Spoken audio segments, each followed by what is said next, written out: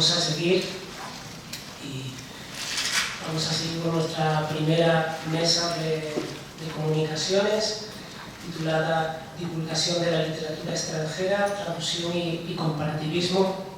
En esta mesa creo que es de obligada referencia hablar de Claudio Guillén, vamos a hablar de traductores y de comparativismo, esa obra de entre lo uno y lo diverso. En un momento él dice los traductores, creo que habla de intermediadores, dice son algo así como puentes, porque parece que una vez utilizados se hubiesen hundido para siempre, ¿no? Los traductores quedan olvidados, quedan a un lado de la literatura cuando son parte de la literatura, ¿no? Tendemos a leer el texto, sabemos quién es el autor original, pero nos olvidamos del traductor, y ahí hay un trabajo literario, ¿no? Que no podemos olvidar. Y de eso también nos ocupamos en el grupo, de rescatar a esos traductores desde la filología, por supuesto. Y vamos a hablar en esta mesa de eso. Me toca presentar primero a nada más y nada menos que una reconocida periodista y escritora, Asunción Valdés Nicolau, que para mí un orgullo presentarla. Ella es licenciada en Ciencias Políticas, por aquí, por esta casa, la Universidad Complutense. Tiene una larga carrera y un largo currículum. Ha sido becaria y agente local en el Comité Económico y Social de la Unión Europea, becaria de la Comisión Europea en Bruselas, corresponsal de Radio Nacional de España en Bonn y en Bruselas, directora de Telediario y de En Portada en Televisión Española, directora de la Oficina del Parlamento Europeo en España, directora de Comunicación de la Casa de Su Majestad el Rey, miembro del Consejo Asesor de Ernst & Young, directora general de la Fundación Euroamérica, también directora general de Prensa Ibérica, y entre sus publicaciones hay que destacar, es autora de Revivir, la nueva Carmen de Burgos, publicado en 2 tomos por el Instituto de Cultura Alicantino Jorge Gaber entre 2021 y 2022. Además es miembro de la agrupación Carmen de Burgos y de la agrupación Sabatini del Ateneo de Madrid, gran columnista y conferenciante. Y a propósito de Carmen de Burgos, hoy nos va a hablar de Carmen de Burgos, la escuela en el hogar o cómo triunfar en la cocina, el tocador y las relaciones sociales. Muchas gracias, Asunción, cuando quieras. Muchas gracias, Emilio, por estas elogiosas palabras, y yo también me sumo a destacar la importancia de llamarse Emilio. Estamos parafraseando al gran escritor que escribió la importancia de llamarse Ernesto, porque estamos además en la sala de Emilia Pardo Bazán, por lo tanto Emilia significa amabilidad, y vamos a tratar de hacer lo más grata posible pues mi modesta intervención. Bien, Carmen de Burgos nació en Almería el 10 de diciembre de 1867 y sufrió el desprecio por haber escrito, por haber traducido, por haber arreglado, como se decía entonces, a las traducciones, arreglos, composiciones, adaptaciones, por haber traducido manuales de uso práctico, sobre todo de cocina, que triunfaban en el extranjero y que Carmen pues, consiguió que fueran superventas en España. Bien, pues eso le costó caro en su reputación como escritora, aunque como hemos visto, gracias a la brillante intervención de la profesora Ena Bordonada, pues Carmen era una de las primeras firmas en esas colecciones de novelas breves que tanto influyeron en la socialización de la lectura y que tanto cambiaron los hábitos de los lectores y que además integraron a muchísimas mujeres a la lectura. Bien, vamos a hacer un breve recorrido de la trayectoria de Carmen de Burgos, porque sorprende todavía más ese desprecio con que la trataron muchos de sus colegas, porque había traducido y había adaptado libros de cocina. Bueno, Carmen fue pionera, fue periodista, por eso yo me aficioné a Carmen de Burgos. Muchas veces me preguntan, ¿pero tú que has estudiado ciencias políticas o has te has especializado en la Unión Europea y has sido funcionario internacional en el Parlamento Europeo. ¿Por qué te has interesado por Carmen de Burgos? Muy sencillo, colega mía. Además, la primera que firma un contrato de redactora. La primera que tiene que ocuparse de los temas del día a día, que hace los mismos trabajos que un periodista. Porque en general, claro que había habido antes publicaciones periódicas con firmas de mujeres.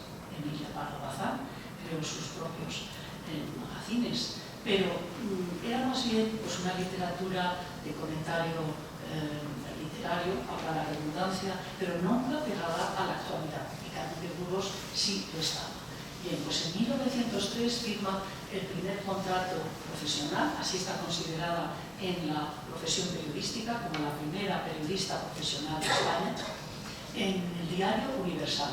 Y es su director, Augusto Figueroa, el que le pone el nombre de Colombín. Ella lo ve frívolo, ella más bien como profesora de Escuela Normal de Magisterio y muy defensora de los derechos de la mujer, pues lo que quiere es la formación de la mujer en todos los niveles, el acceso de la mujer a todas las profesiones, y que le pongan de seudónimo Colombín, que suena pues, a la frivolidad de la coqueta, pizpireta Colombín, de la comedia del arte, pero ella es muy pragmática y dice, si Augusto Figueroa tiene mucho ojo periodístico, vamos a llamarle así, pues yo lo acepto.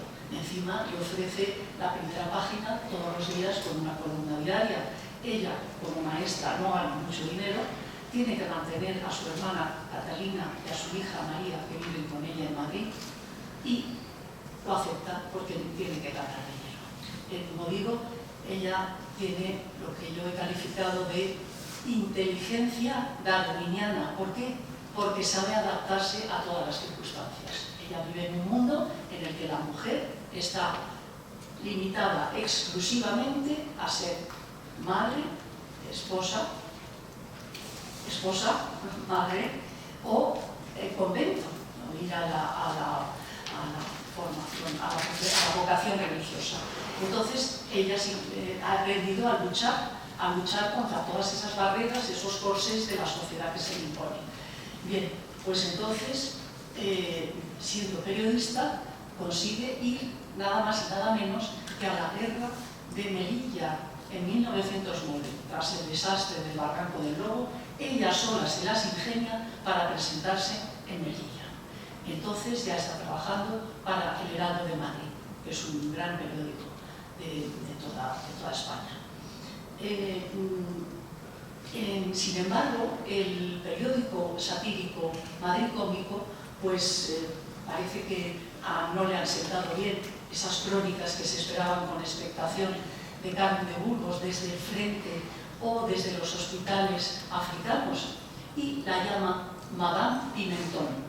¿Por qué? Porque ya ha escrito su primer libro sobre consejos prácticos de cocina, Cocina Práctica se llama, en 1906, y el Madrid Cómico la sigue insultando y escribe, pues va a venir aquí trayéndonos la receta de la tortilla en vez de traernos un poema o otro texto literario.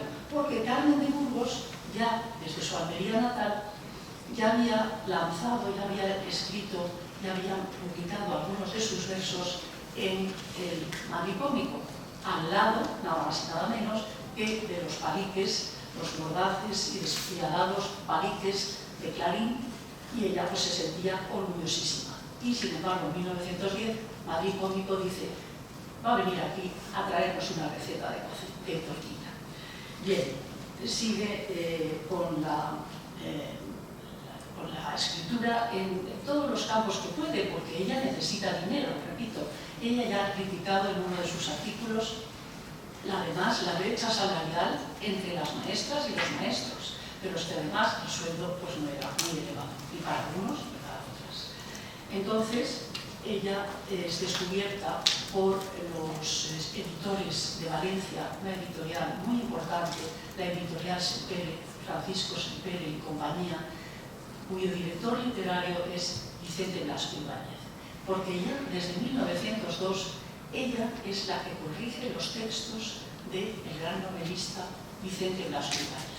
O sea que ella ya tiene una fama y es apreciada porque es muy culta y porque escribe muy bien.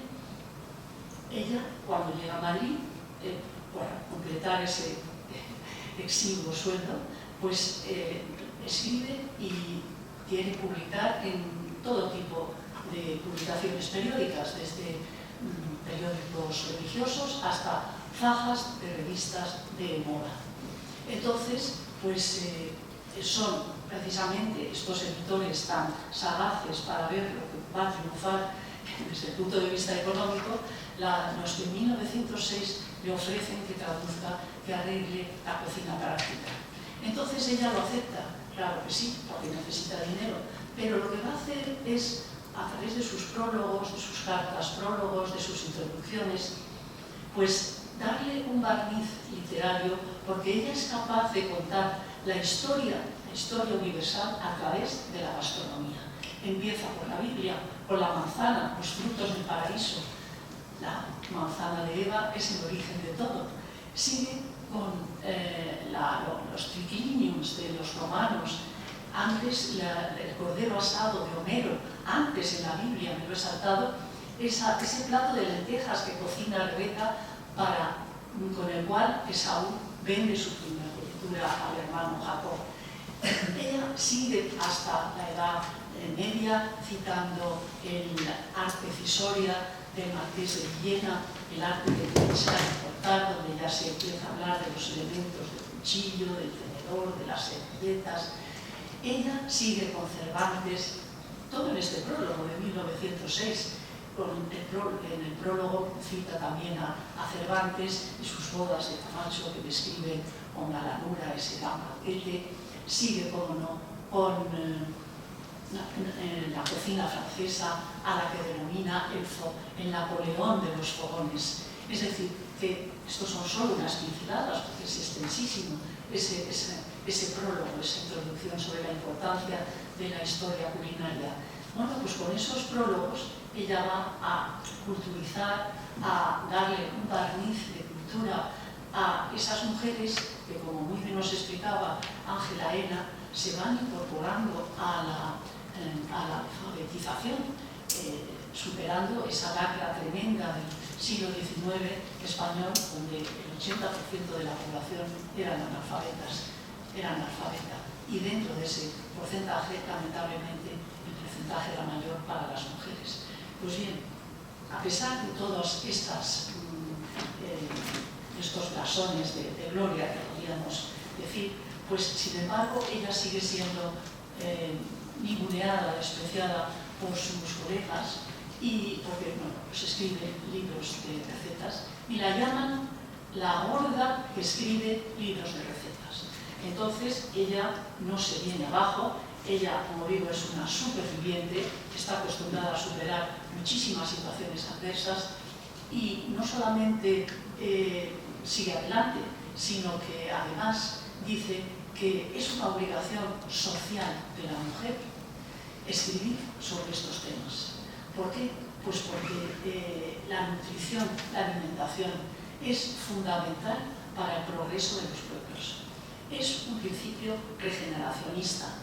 La escuela en la despensa, escuela y pan, es lo que necesitaban los obreros, los pobres del siglo XIX y de principios del XX en España. Entonces Carmen de Burgos dice, ¿qué mejor que enseñar a comer bien, a la higiene, la conservación de los alimentos, a las mujeres, a los trabajadores? Porque, como también decía la profesora Bordonada, decía que estos editores lo que buscaban en esa competición por captar más lectores, pues era llegar también a las clases obreras, a las clases proletarias. Entonces Carmen de Burgos lleva realmente la despensa, la escuela a la despensa, o la escuela al hogar o a la cocina. Pero no solamente lo hace para transmitir este principio regeneracionista de lo importante que es la alimentación y la nutrición para el progreso de los pueblos, sino porque quiere que la mujer salga de ese espacio limitado, en la que tiene que ser el ángel del hogar, discreta, humilde, sumisa. Es el marido el que lleva las riendas de todo. Ella no puede tener iniciativa en nada. Entonces la saca de ese mundo pues tan aburrido, podríamos decir, y la lleva a conocer recetas de todo el mundo, variedad en la cocina. Ella, en otro de sus escritos, ha dicho que el cocido cotidiano, pues que es una lata. Y es verdad, es que la cocina entonces era muy reducida, tenía una variedad escasísima. Entonces ella aporta, como digo, pues nuevas ideas e imaginación a todo ese mundo que está muy encerrado. El epíteto de la Horda, el calificativo de la Horda que escribe libros de cocina cuando ella ya estaba triunfando en otras áreas, como hemos visto, pues lo confirma la escritora Concha Espina en una entrevista que hace el autor peruano Alberto Guillén. Alberto Guillén llega a España en 1920, 1921, entrevista a escritores célebres, entre los que está Carmen de Burgos, y como dice Carmen de Burgos, y entonces ella, Concha Espina le confirma que efectivamente a Carmen de Burgos la llamaban la Horda que escribía recetas de cocina. Y entonces Carmen de Burgos, muy elegantemente, escribe lo siguiente, y ahora voy a mirar mis citas, porque esto hay que citarlo con precisión, y dice: sobre esta publicación que sonaba a celos literarios, Colombín reaccionó con elegancia y aquí su opinión. Guillén ha cometido una indiscreción útil. Su libro puede ser la criba en donde muchos tamicen sus amistades, conozcan lo que dicen en la intimidad los que les adulan. En este punto el autor ha sido una especie de diablo cojuelo. Cierro comillas. Tampoco el éxito alcanzado por Carmen de Burgos con sus casi 90 novelas cortas, pues sirve para quitarle esa etiqueta de escritora frívola y ligera.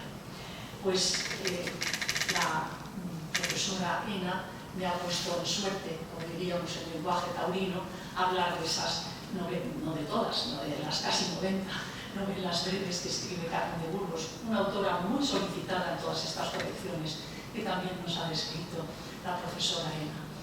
Ella, cuando Eduardo Zamacois empieza con mucho éxito a publicar esas novelas cortas, ella ya está un poco inquieta. ¿Por qué no la llama ella? Si ella ya está teniendo un nombre en el mundo periodístico y literario y en el mundo de las traducciones, importantísimas las traducciones, como nos decía Emilio Campo, porque el traductor forma parte de esa literatura.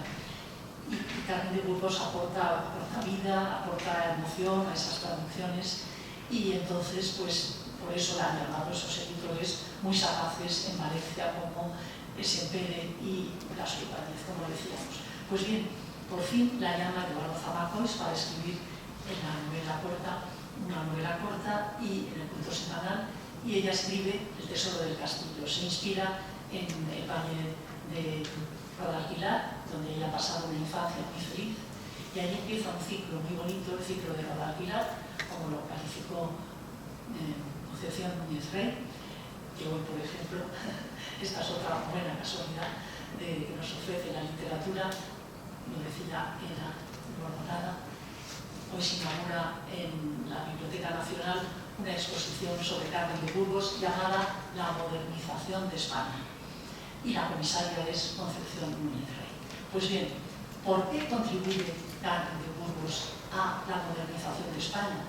Pues porque empieza sus campañas contra la pena de muerte. Ya en 1902, en el periódico liberal El Globo, publica un artículo que libra de la pena de muerte a un joven. Es impresionante, esto no pasa desapercibido, lógicamente, que una novata que ya ha llegado en 1901 a Madrid, y no ha llegado como periodista ni como escritora, ha llegado, esto es un cargo muy digno, como profesora de Escuela Normal de Magisterio. Primero la destina a Guadalajara, pero ella es muy hábil, ella cree que el mundo literario, cultural, está en Madrid, y entonces ella pues se maneja muy bien, se mueve por las altas esferas y consigue que la traigan a Madrid por una comisión de servicios en el Centro Nacional de Sordomudos y Ciegos.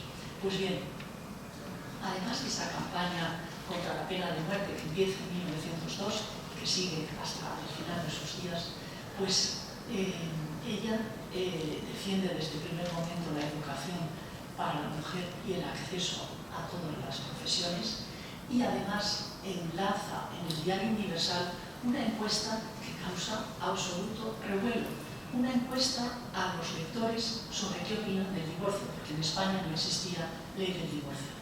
Entonces, pues esa encuesta, por esa encuesta le llueven todo tipo de insultos, pero también la hacen muy popular. Por eso vuelvo al tema de los libros de cocina. Por eso los editores de Valencia saben que ella es la que va a darle a esos libros de cocina pues un alcance de superventas en España. Además de luchar contra la pena de muerte, de luchar también por que se consiga una ley del divorcio, ella es muy amante de la familia, absolutamente amante de la familia. Ella ha fracasado en su matrimonio, desastroso, el marido desastroso en todos los aspectos, y ella dice, pues, ¿por qué no tiene derecho una persona que ha fracasado en su matrimonio a formar legalmente otra familia? Ese es el planteamiento de ella. Entonces, pues, además de esa encuesta por el divorcio que la inicia en 1903, el diario carlista la insulta muchísimo y la llama interior de mingitorio. Interior de mingitorio. Esos son los epítetos que recibe Carmen de Burgos. Bueno, pues además de esa encuesta, en 1906 ya no está en el Diario Universal, ya no existe el Diario Universal, está en el Heraldo de Madrid. Ella lanza otra encuesta sobre el sufragio femenino.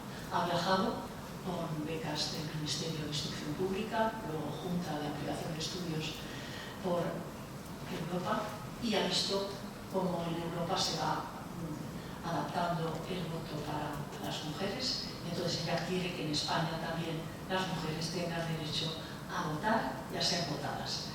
Bien, pues esa modernización de España, por ejemplo, la igualdad de derechos para hijos nacidos fuera o dentro del matrimonio, la sitúan en ese feminismo de centro del feminismo, en la historia del feminismo español.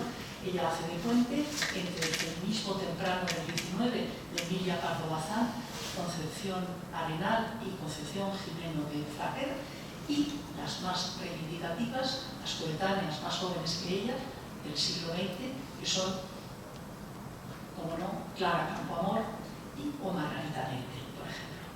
Bien, pues ella sigue con su literatura. En la primera cuarta escribe ese artículo 438, lo ha mencionado.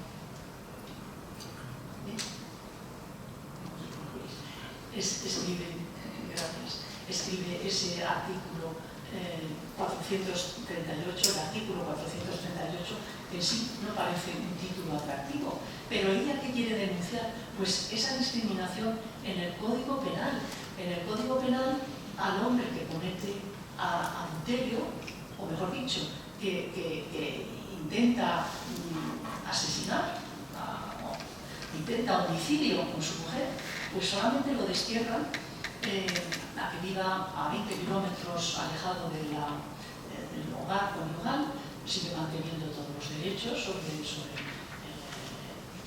las hijas, los hijos, y sin embargo a las mujeres, pues, que son sorprendidas en adulterio, pues las condenan a cárcel, tienen que demostrar que ellas no eran adúlteras, como no lo pueden demostrar, van a la cárcel. Entonces monta una novela corta sobre eso, llega al público femenino y al masculino, por supuesto. Y bien, voy a concluir, como me ha pedido nuestro moderador.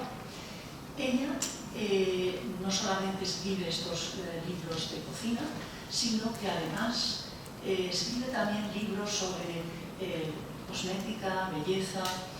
Ella escribe, por ejemplo, la importancia, la elegancia de ser mujer.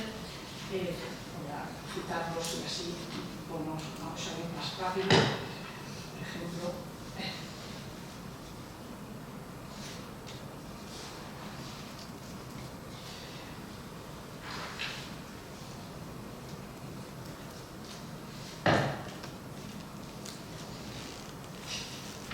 sí, ella en sus libros de cocina llama a sus lectoras bellas elegantes. Es una forma de contribuir a la autoestima de las mujeres. ¿Y por qué? Porque ella además, como digo, escribe: ¿quiere usted conocer los secretos del tocador? ¿Quiere usted ser bella y tener salud? ¿Quiere usted ser amada? Es muy difícil resistirse a estos títulos, ¿verdad? Pues bien, dentro de esta parte de manuales prácticos dirigidos al tocador y a la vida social, pues también triunfó con los modelos de cartas. Entonces la comunicación por carta era fundamental, existía ya el telégrafo y el teléfono, pero eran caros y sobre todo que por las cartas se puede expresar muchísimo más que por un telegrama, como es lógico. Y entonces de este modelos de cartas tuvo 3 ediciones, una de ellas incluso después de muerta, una edición póstuma. Y por último, para concluir, diré que sorprende cómo con esta trayectoria pudo ser calificada con ese desprecio, ese desdén por muchos de sus colegas, y cómo fue olvidada después de su muerte. Después de la guerra civil, toda su obra fue censurada, pero es que además, después de muerta, 10 años después de muerta, fue sometida a un proceso. Parece insólito, pero es así. El Tribunal Especial para la Represión del Comunismo y la Masonería incoó expediente contra ella.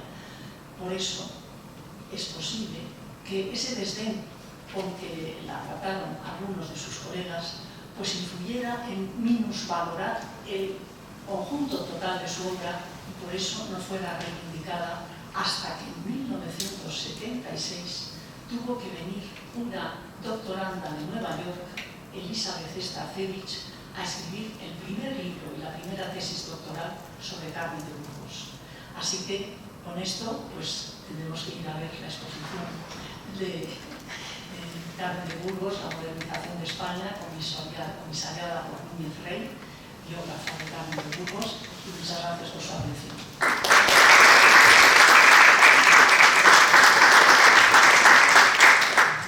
Muchas gracias, Asunción. Vamos un poco mal de tiempo, así que vamos a ir lo más rápido posible. Vamos a continuar con Carmen de Burgos y ahora me toca presentar a Fermín Inán. Ella es licenciada por la Universidad de Ankara en el Departamento de Filología Hispánica, donde realizó una doble titulación en Relaciones Públicas y Publicidad.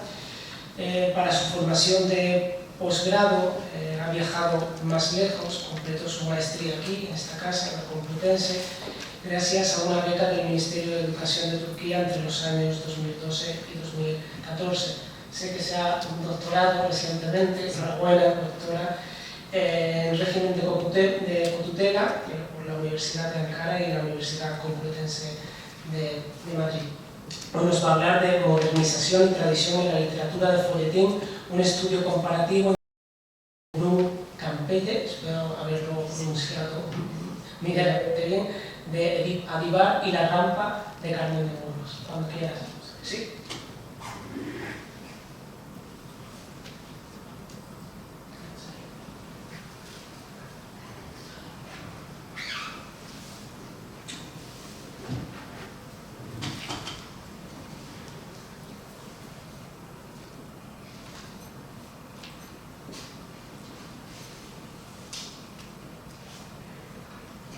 Ahora sí, se me oye bien, ¿no?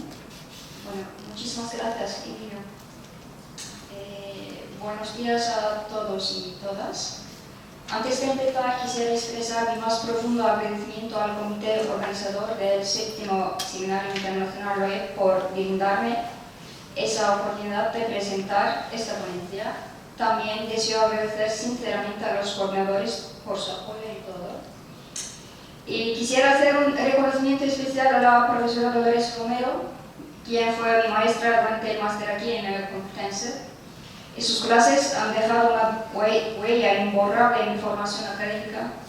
Asimismo, agradezco de corazón a mi querida colega Guadalupe por su apoyo continuo que no está aquí hoy. Y no puedo dejar de mencionar a mi familia española, quienes se encuentran aquí presentes en el salón. Su amor y apoyo han sido pilares fundamentales en mi trayectoria académica y personal. Muchísimas gracias, Valentina, Javier. Y finalmente quisiera expresar mi alta estima y agradecimiento a la profesora Ángela Ena Mordonada, quien también fue mi maestra en el máster. Tenía su curso de Valle Inclán, una maravilla, y sus clases han sido una fuente de inspiración para mí. Y el objetivo de esta ponencia es explorar cómo Carmen de Burgos y Halide Edouard utilizan el género del folletín para reflejar y criticar las estructuras sociales opresivas de su tiempo, promoviendo la emancipación femenina y la modernización en sus sociedades. Aunque estas novelas nacen en contextos culturales y geográficos distintos, España y Turquía respectivamente, comparten preocupaciones temáticas centrales relacionadas con el conflicto entre modernización y tradición y el papel crucial de la mujer en sociedades en transformación. A través del análisis de las protagonistas Isabel y Alié y de los temas centrales en cada obra, examinaremos las similitudes y diferencias que emergen y cómo estas narrativas siguen siendo relevantes en la actualidad. Para comprender plenamente el alcance y la profundidad de estas obras, sería esencial situarlas en el contexto histórico y conocer la vida de sus autoras. Ya la estimada escritora y periodista Asunción Valdés nos ha hablado de una manera muy completa de la vida de Carmen de Burgos. Espero no repetir mucho. Bueno, dado que esta ponencia está dirigida principalmente a una audiencia española, no profundizaré en el contexto histórico de España durante los años en cuestión. En su lugar, me centraré en ofrecer una breve exposición del contexto histórico de Turquía en el periodo mencionado, proporcionando así una comprensión más completa de los entornos que influyeron en las obras analizadas. Aquí vemos las portadas de sus libros y Halide Edouard y Carmen de Burgos. En Turquía, el periodo de 1920 a 26 fue una etapa crucial en la transformación del país. Tras la derrota del Imperio Otomano en la Primera Guerra Mundial, se inició la Guerra de Independencia turca liderada por Mustafa Kemal Atatürk. Este conflicto culminó con la abolición del sultanato en 1922 y el establecimiento de la República de Turquía en 1923. El nuevo régimen de Atatürk implementó una serie de reformas radicales destinadas a modernizar y secularizar Turquía. Entre estas reformas se incluyeron la adopción del alfabeto latino, la abolición del califato, el fomento de la educación laica y la igualdad de género. La década de 1920 en Turquía fue, por lo tanto, un periodo de intensos cambios sociales y culturales, con un fuerte énfasis en la modernización y secularización, lo que influyó directamente en la obra de Halide Edouard. Bueno, voy a hablar brevemente sobre la vida de Carmen de Burgos, también conocida por su seudónimo Colombín. Fue una periodista, escritora y activista española pionera en la defensa de los derechos de la mujer. Nacida en Almería, vivió en una época marcada por la agitación política y social en España. Tras separarse de su esposo en 1901, a una edad y en una sociedad donde tal decisión era altamente controvertida, se trasladó a Madrid con su hija. Allí se convirtió en la primera mujer periodista profesional de España, escribiendo para importantes periódicos como Diario Universal, ABC y El Heraldo de Madrid. En su columna Notas Femeninas aborda temas como el sufragio femenino, las condiciones laborales de las mujeres y la educación, acercando a sus lectores las ideas progresistas europeas. Participó activamente en la campaña por la legalización del divorcio en 1904, enfrentando las críticas de la Iglesia y los partidos conservadores. Sin embargo, su compromiso le valió el apoyo de figuras progresistas de la época. Como señaló Roberta Johnson, mientras que sus contemporáneos masculinos de la generación del 98 se enfocaban en el pasado y en la esencia de la nación española, Burgos centró su escritura en el presente y el futuro, exponiendo las injusticias sociales y promoviendo reformas. Su novela La Rampa, publicada en 1917, es una obra que sintetiza su actitud frente a la problemática del acceso de la mujer de clase media al mundo laboral español. Más que una simple historia, es una novela de mujeres, un mosaico de personajes femeninos que reflejan diversas experiencias y opresiones en la sociedad española de principios del siglo XX. Y ahora voy a hablar un poco de Halide Edip Adıvar. Halide Edip fue una escritora académica activista turca que desempeñó un papel fundamental en la historia moderna de Turquía. Nacida en Estambul, recibió una educación excepcional para una mujer de su época, estudiando en el Colegio Americano de Señoritas de Üsküdar y recibiendo formación de intelectuales destacados en literatura, filosofía, matemáticas y árabe. Su padre, Mehmet Edip Bey, ocupó cargos importantes durante el reinado del sultán Abdülhamid II, lo que le permitió a Halide crecer en un entorno culturalmente rico. Su vida estuvo marcada por una dualidad cultural. Por un lado, el hogar occidentalizado de su padre, Mehmet Edip Bey, donde se promovían las ideas progresistas y la influencia europea. Por otro, el hogar tradicional de su abuela materna, que representaba las costumbres y valores otomanos. Esta experiencia de crecer entre los mundos permitió a Halide Edip desarrollar una comprensión profunda de las tensiones entre tradición y modernidad, que se refleja en su obra literaria. Desde temprana edad mostró interés por la escritura y comenzó a publicar sus primeros trabajos en el 1908 bajo el seudónimo Halide Salih en diversos periódicos y revistas. Halide Edip fue una ferviente defensora de la educación y participación de las mujeres en la sociedad. Durante la Guerra de Independencia de Turquía, se unió al movimiento nacionalista y sirvió en el ejército, alcanzando el rango de sargento.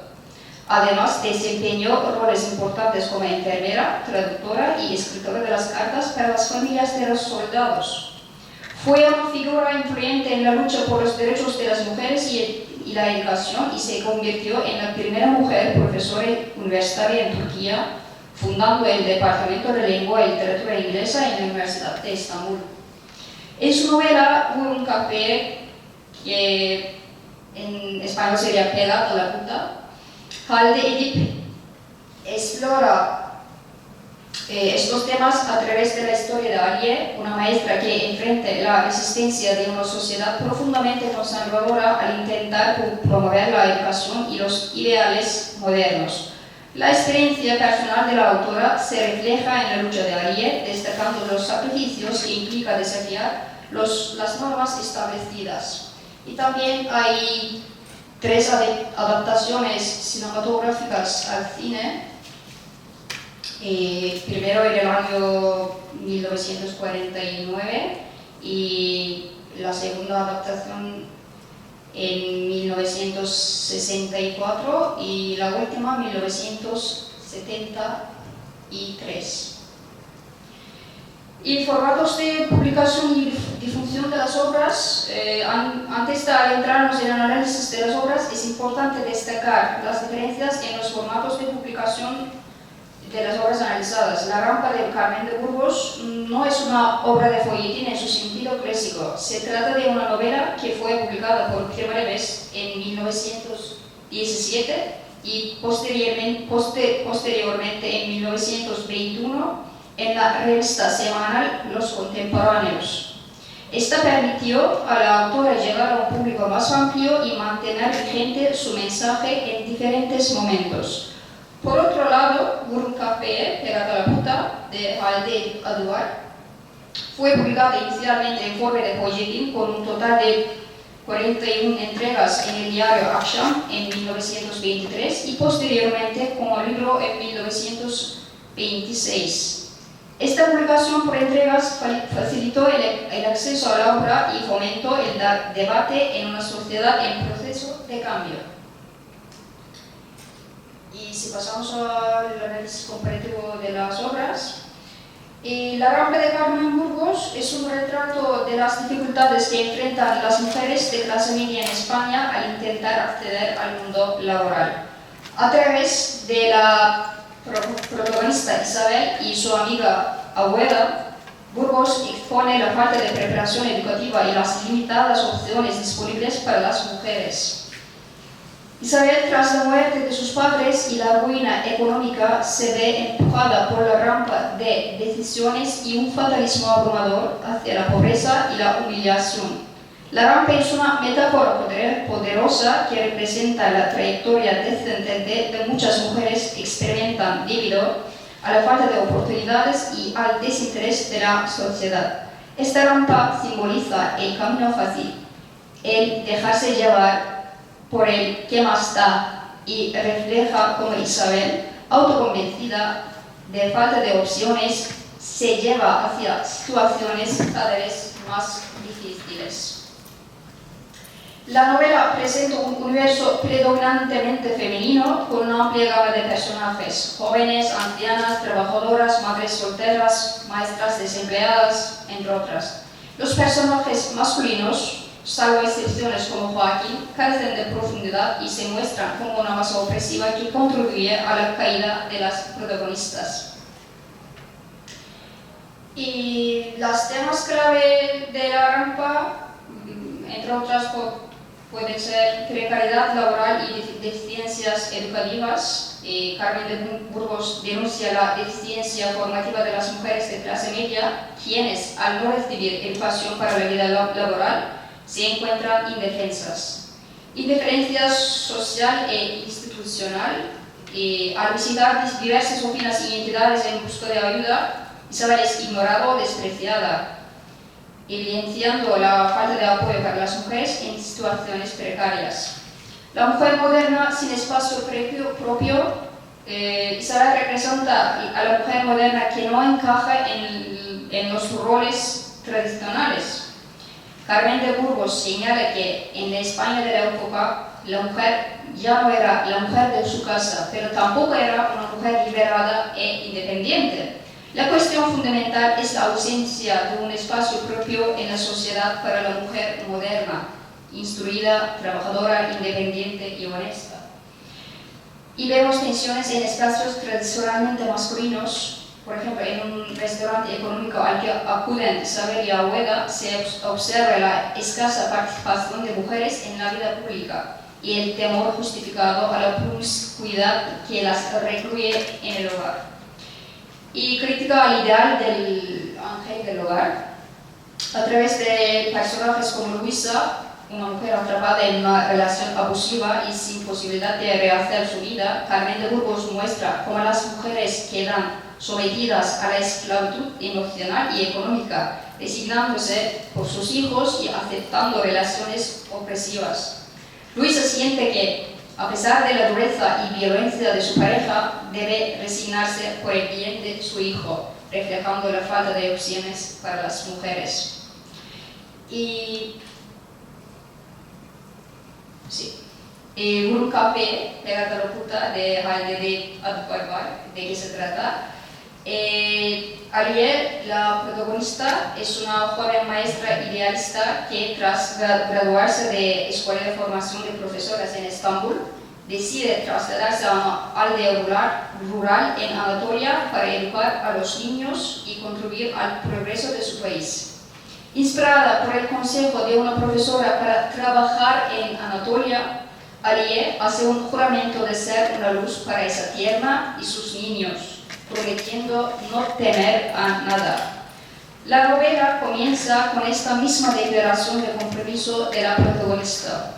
Cito: "Tu tierra es mi tierra, tu hogar es mi hogar. Seré una madre y una luz para los niños de esta tierra y de este país. Y no temeré a nada, juro por Dios y por el Todopoderoso". Fin de la cita.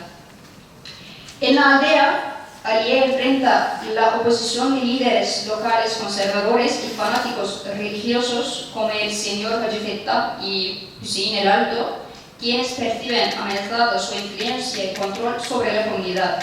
La dedicación de Aliye a la enseñanza, en la que inculca conciencia nacional y valores modernizadores, genera tensiones y resentimientos entre los habitantes, quienes temen la pérdida de sus tradiciones antiguas. La situación se agrava con la ocupación griega. Damianos, un comandante griego, se enamora de Aliye y le propone matrimonio, prometiendo retirarse de Turquía y proteger al señor Tosun, que es un comandante de las fuerzas nacionalistas turcas, si ella acepta su oferta. Y Aliye rechaza la oferta, pero para salvar a Tosun Bey y a la aldea opta por sacrificarse. Se acerca a Damianos y acepta su propuesta bajo la condición de que retira a los soldados que rodean su casa, permitiendo así que Tosun escape y continúe con el ataque planeado para liberar la aldea. Sin embargo, antes que el ejército turco pueda intervenir, el señor Hacı Fettah incita a la población contra Aliye, acusándola de traición. Al grito de "pegada a la puta", la multitud enfurecida la lincha. Aliye muere recordando su juramento y compromiso con la educación y su patria. Meses después, Tosun Bey regresa, descubre lo sucedido y ordena la ejecución del señor Hacı Fettah y Hüseyin el Alto en el lugar donde Aliye fue asesinada. Y las temas clave de UNCAPE, entre ellas vemos que modernización versus tradición, emancipación femenina y resistencia y sacrificio. Y las similitudes entre las obras, protagonistas que enfrentan sociedades opresivas, ambas novelas presentan una crítica profunda a las estructuras sociales que oprimen a las mujeres, critica la falta de oportunidades para las mujeres y usa el folletín como medio para generar debate. Aunque La Rampa no es una obra de folletín en su sentido clásico, su publicación en una revista semanal permitió a Carmen de Burgos llegar a un público amplio y fomentar la discusión sobre temas críticos. UNCAPE, al ser publicada por entregas en un periódico, Halide Edip utilizó este género como medio para mantener el interés continuo y promover el debate social sobre la modernización y emancipación femenina. Y las diferencias entre estas dos obras. Entorno urbano versus rural. La Rampa se sitúa en Madrid urbano y moderno, mientras que UNCAPE transcurre en una aldea rural turca. Reacción de la sociedad. Isabel enfrenta una opresión más sutil y estructural, mientras que Aliye se enfrenta a una resistencia abierta y violenta. Acción y pasividad de las protagonistas. Aliye es una figura activa y valiente que toma decisiones conscientes para promover el cambio, incluso a riesgo personal. Isabel es más pasiva, luchando por sobrevivir en un sistema que la margina sin los medios o el apoyo necesarios. Y contexto histórico y cultural. Pegada a la puta se desarrolla en un contexto de conflicto armado y lucha por la independencia nacional en Turquía, pero La Rampa tiene lugar en la España urbana de principios del siglo XX, enfocándose en las dificultades económicas y sociales. Y desenlace de las protagonistas. Ari enfrenta una muerte trágica como resultado de su sacrificio y los prejuicios de la sociedad y se convierte en mártir de sus ideales. Isabel sufre una degradación social progresiva, perdiendo su identidad y estatus sin encontrar una salida ni redención. Y voy concluyendo. Al concluir esta ponencia es importante reconocer que tanto Carmen de Burgos como Maite Eduard fueron pioneras en sus campos y contextos. El análisis de Brunca P. y de Rampa revela cómo la literatura folletín puede ser una herramienta poderosa para reflejar y cuestionar las dinámicas sociales. Ambas novelas, a pesar de sus diferentes contextos culturales, abordan de manera efectiva los conflictos entre modernización y tradición y destacan el papel crucial de la mujer en estos procesos. Este estudio comparativo subraya la importancia de reevaluar la literatura popular, reconociendo su capacidad para influir en la socialización literaria y promover el cambio en sociedades en transición. Estas obras, aunque escritas hace un siglo, abordan problemáticas que siguen siendo relevantes en la actualidad. Pues muchas gracias.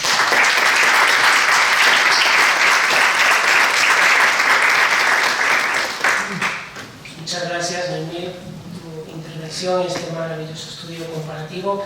Y ahora me toca presentar a mi querido colega, compañero del grupo de investigación, secretario de nuestro grupo, y al que tengo que decir que le debemos muchísimo, gracias a él le debemos el título de este seminario. José Miguel González Soriano es doctor en Filología Hispánica por la Universidad Complutense, profesor de Literatura Española en esta misma institución, miembro del grupo LOED desde el 2011. Su tesis, dirigida por la doctora Ángela Ena, versó sobre la figura del periodista y escritor Luis Bello, sobre el cual publicó una monografía, Luis Bello, cronista de la de Plata, además de reeditar su libro El tributo a París y una colección de sus novelas cortas. También ha reeditado la obra de otros grandes escritores de la misma época, como Julio Camba y Javier Bueno, y ha dirigido desde su fundación Mediodía, revista hispánica de rescate, editada por Renacimiento. Como documentalista ha trabajado para diversas instituciones públicas y privadas, también ha ejercido la crítica literaria desde el diario digital El Imparcial, y como investigador sus principales líneas son el periodismo literario de los siglos XIX y XX, la historia cultural de la Edad de Plata y las humanidades digitales. Y el título de su intervención son Las malas traducciones en la Edad de Plata, mero negocio editorial o estrategia de divulgación. José Miguel, cuando quieras. Muchas gracias, Emilio, gracias a los coordinadores, gracias a todo el público asistente. Se me oye bien, ¿verdad? Aquí, nos tratamos de más el micro. En el título, la verdad es que os mareé un poco, porque al principio puse malas en letra cursiva, luego puse malas entre comillas, y finalmente lo quité. No, que eran malas, sin eufemismos, malas traducciones. Ahora, ¿mero negocio editorial o estrategia de divulgación? Yo voy a leer muy poco en la intervención, si no te voy a comentar la diapositiva, si creo que podemos ir más rápido, ¿no? Y dar más tiempo, porque vamos un poco retrasados, ¿no? Si traigo esta primera diapositiva aquí a colación es por mi iniciación literaria, porque este fue el primer libro que yo me leía entero en mi vida, ¿no? Yo tenía unos 12, 13 años, y era un gran lector de cómic y de tebeos, pero me costaba, ¿no?, leer un libro. Y este libro lo leí de manera apasionada y a partir de ella leí muchos libros de esta colección de Círculo de Lectores, que efectivamente tiene un espíritu de divulgación de la lectura ante un público juvenil. Sin embargo, yo debo reconocer que me sentí defraudado cuando en la contraportada a la derecha comprobé lo que dice ahí, edición especial resumida. Yo que estaba tan orgulloso de que había leído un libro entero por primera vez y luego había leído varios, además comprobé que varios de la colección decían lo mismo. Entonces yo este libro lo guardo con mucho cariño, lo he traído aquí a colación, pero nunca lo he querido volver a abrir ni a leer, porque probablemente hoy día sería lo que yo definiría como una mala traducción, o mejor, una mala edición de un libro traducido. Y sin embargo, debo reconocer que este fue el motor de inicio de mi apasionamiento por la literatura. Esto me sirve muy bien para introducir esta dicotomía de esta pregunta de inicio, que es el título de mi ponencia. Aquí les muestro un par de ediciones magníficas ambas, dos manuales, la edición en España, Historia de la traducción en España. Sobre todo el primero saca una idea muy interesante, es que cuando hacemos esta dicotomía respecto, cuando hablamos de editoriales, a decir, ¿son empresas de cultura o son empresas capitalistas, comerciales, de negocio? Sánchez y Gil empieza por aclararnos que ya la invención de la imprenta en el siglo XV no se hizo con un fin de desarrollo cultural o de perfeccionamiento de la vida religiosa, sino a fines comerciales, a meros fines comerciales ante la creciente demanda del mercado y cada vez más gente quería tener más libros. Eso no obsta, dice él, para que el libro impreso se convirtiera en un instrumento fundamental de transmisión de la creación literaria, del pensamiento y de la memoria de la humanidad, es decir, la industria cultural por excelencia. Y en el caso de España, sobre todo su expansión, su gran auge, se produce a mediados del siglo XIX, cuando ya se empiezan a desligar las figuras tradicionales del impresor, el librero y el editor. Y aunque dice con unas cifras en España todavía muy inferiores a las de América o las de Europa, aquí ya empieza a haber un gran auge, de un desarrollo del número de publicaciones. Subsecuentemente, también de las traducciones de obras extranjeras. Y no solamente dentro del libro, sino también en las páginas del periódico, que incluían los folletines de traducción, sobre todo francesas, y ahí también eran ese auge de ese gusto por la lectura popular y la lectura extranjera, de obras traducidas. El libro conductor de mi ponencia van a ser 3 artículos que publicó el escritor Luis Bello, que me ha hecho un libro, me he dedicado mucho tiempo de mis investigaciones a él. Son una serie de artículos muy interesantes que hablan y alertan, publicados en la revista La Crítica, acerca de las malas traducciones que proliferaban en aquel tiempo y que editoriales comerciales como Mauchi, como Semper, que se han mencionado antes, como Antonio López, como Ramón Sopena, en competencia mutua, ofrecieron al mercado abaratando al máximo los costes y también, por tanto, la calidad, no solo material, sino también de contenido de la misma. Guerra Santa, las traducciones. Cómo se hace una traducción y cómo se paga una traducción. La verdad es que son artículos muy interesantes y muy reveladores. Yo voy leyendo pasajes de algunos de ellos y comentándolos en el poco tiempo que dispongo. Pero nos damos cuenta, en primer lugar, de la importancia que tiene una buena o una mala traducción, es decir, si el mensaje se conserva original o cómo se va desvirtuando. Un dato que nos daba en el curso de verano del Escorial de este mismo año, en 2024, Juan José Arevalillo, que es el propietario de una empresa de traducción, Hermes. El 90% de la información que recibimos hoy día es información traducida. Claro, en la aldea global, todo lo que pasa en el mundo, lo que nos cuentan los informativos, viene de una cadena sucesiva de traducciones. Y en esa cadena sucesiva, imaginémonos cómo se puede llegar a desvirtuar el mensaje original producido por a lo mejor algún dirigente del mundo, además de que tengamos en cuenta de que nunca una lengua es capaz de trasladar de una manera absolutamente fiel lo que ha sido expresado en otra lengua. El 90% de la información hoy día es una información traducida. Vuelvo a Luis Bello, en la revista La Crítica, que fundó él, no está digitalizada, eso también la convierte en una rareza y por eso me gustaría traerla aquí y exhumarla. Se puede consultar únicamente en papel en la biblioteca municipal.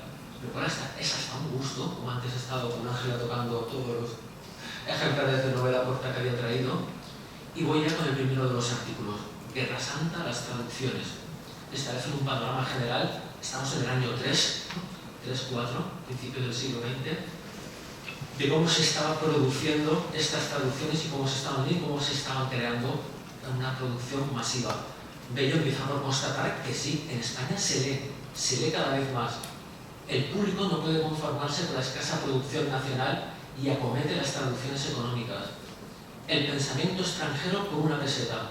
Esto es lo que han querido servirnos editores catalanes, valencianos y madrileños, comprendiendo que aquí hay muy poco dinero y que la baratura es la base de todo buen negocio en los almacenes de ropas hechas y en las traducciones de libros hechos. La tradición constante, la inexactitud, la mutilación, Eso es lo que más debe preocuparnos. El editor de libros económicos funda en eso su negocio, porque una traducción cuidada exige más tiempo y más dinero. Es necesario prevenir al público y advertirle que el rico vino de las podres francesas o italianas o inglesas está aguado y adulterado por toda clase de galicismos y barbarismos. Aún eso podría pasar. Lo peor es que los editores hacen de las obras lo que les parece.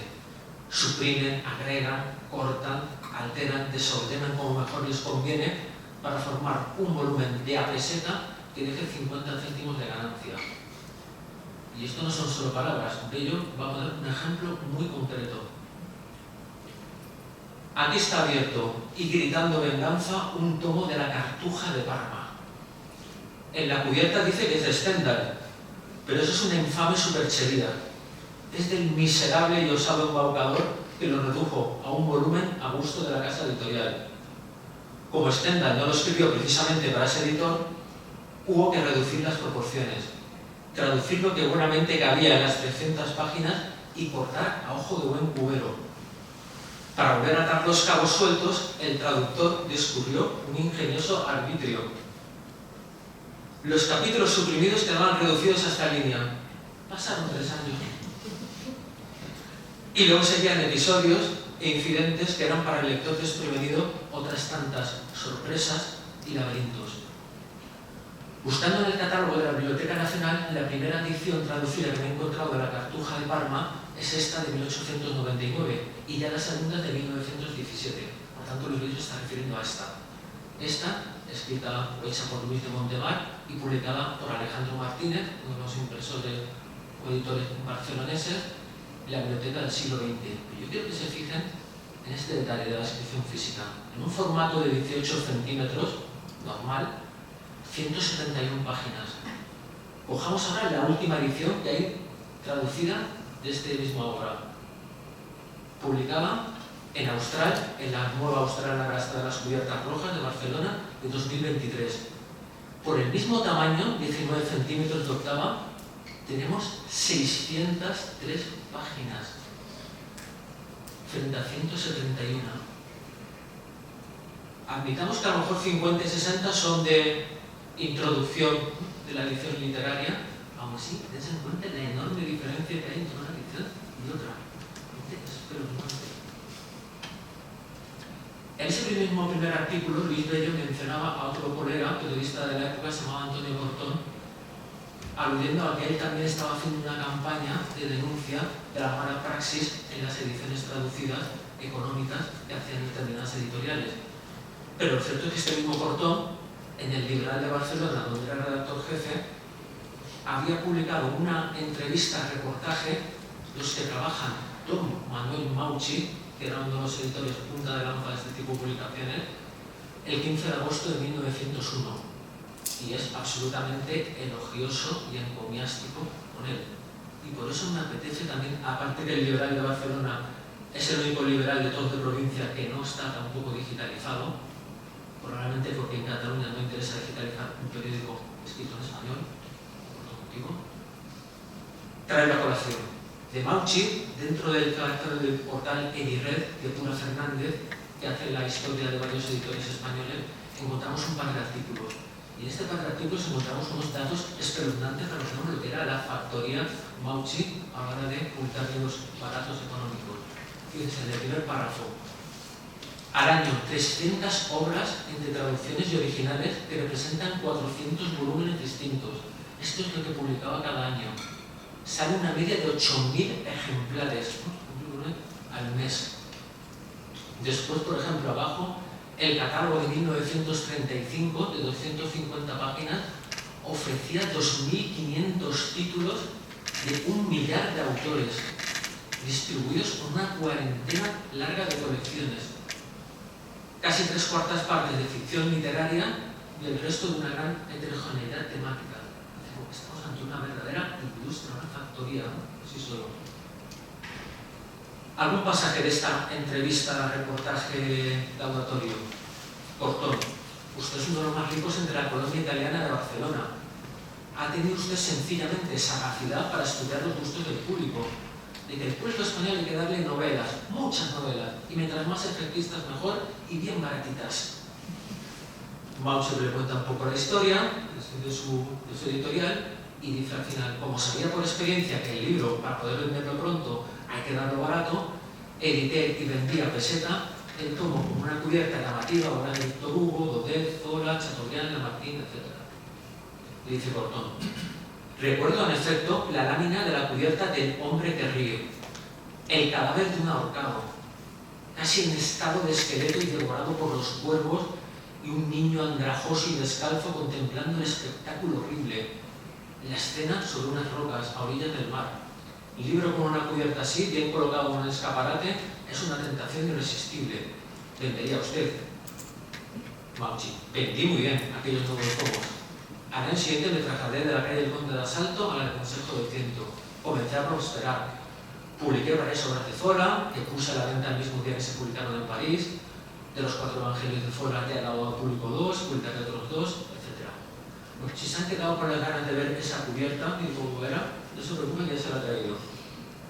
Esta es el conjunto completo y en detalle.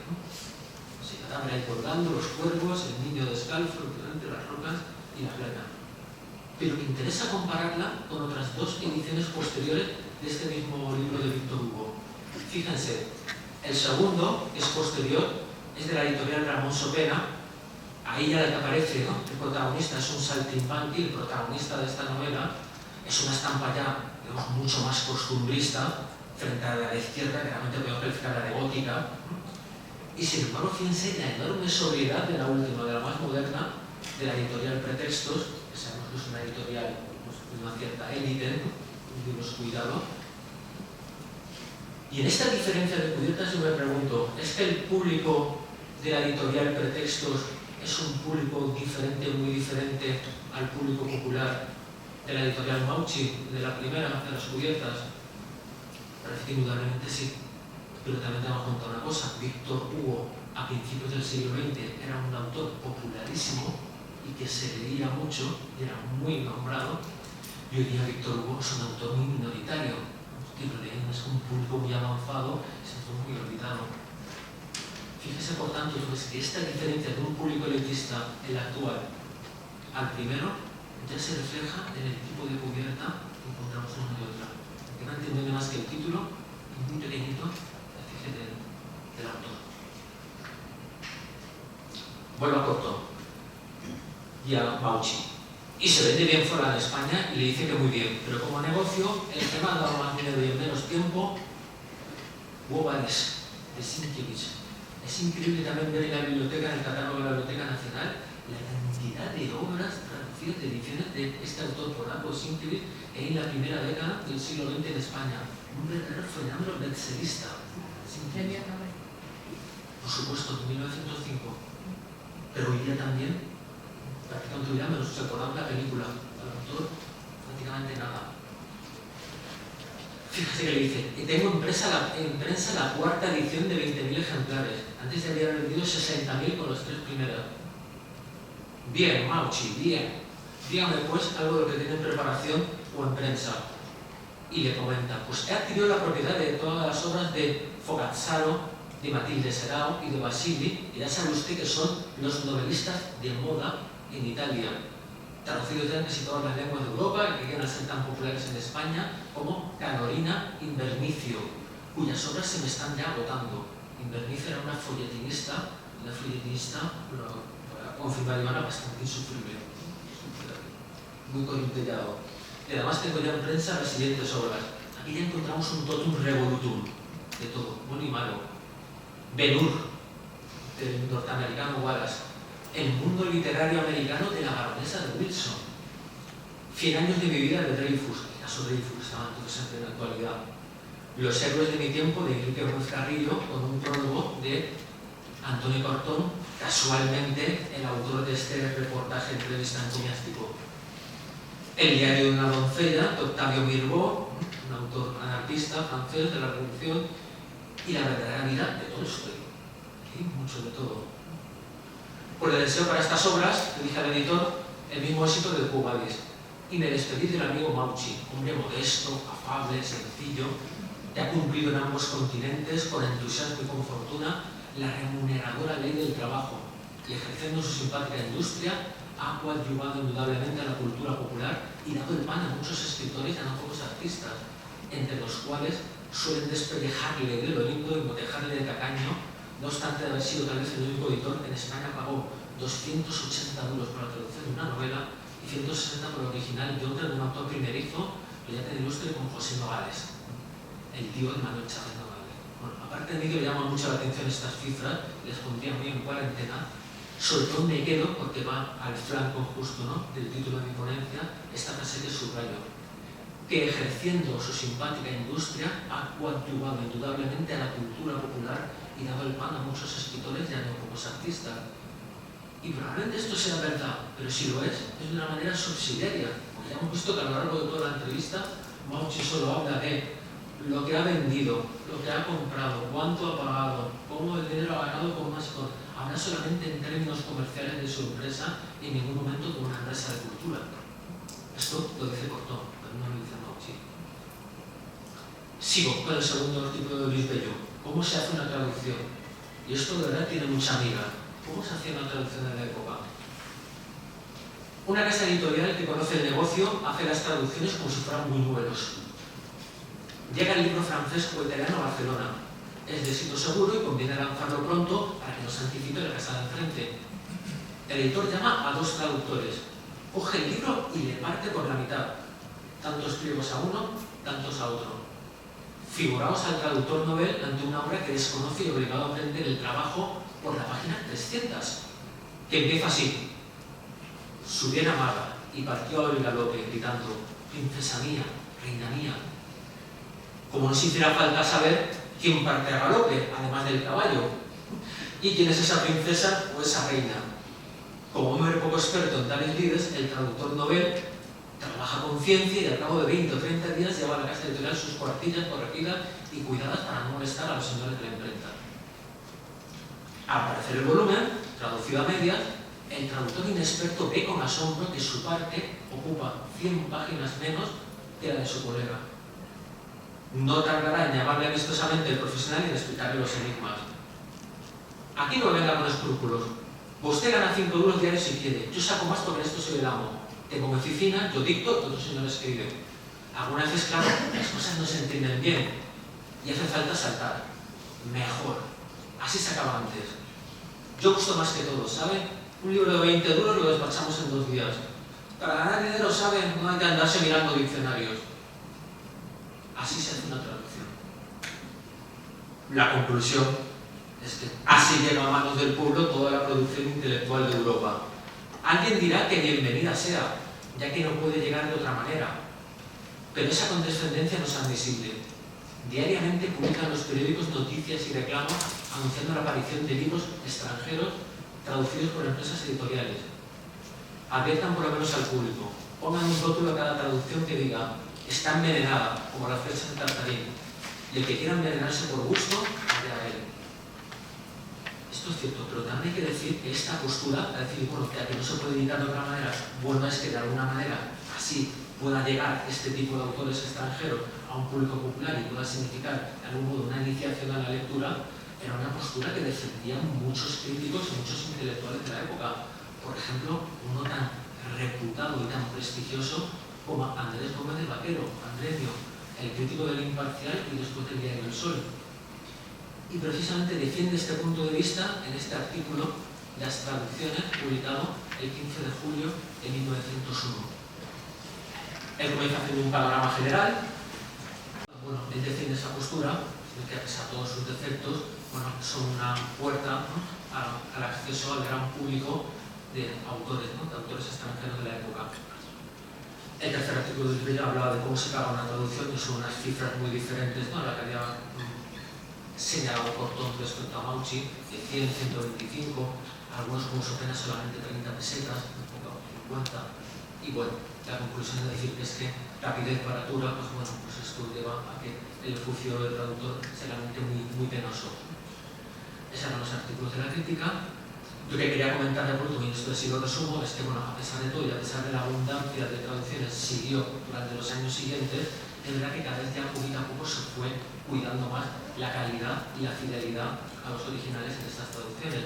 La segunda de la Cartuja de Palma, después de aquella primera tan infame, pues ya ven que está traducida por un catedrático de filosofía como Manuel García Morente y con sus 2 volúmenes, en fin, una traducción que no tiene nada que ver.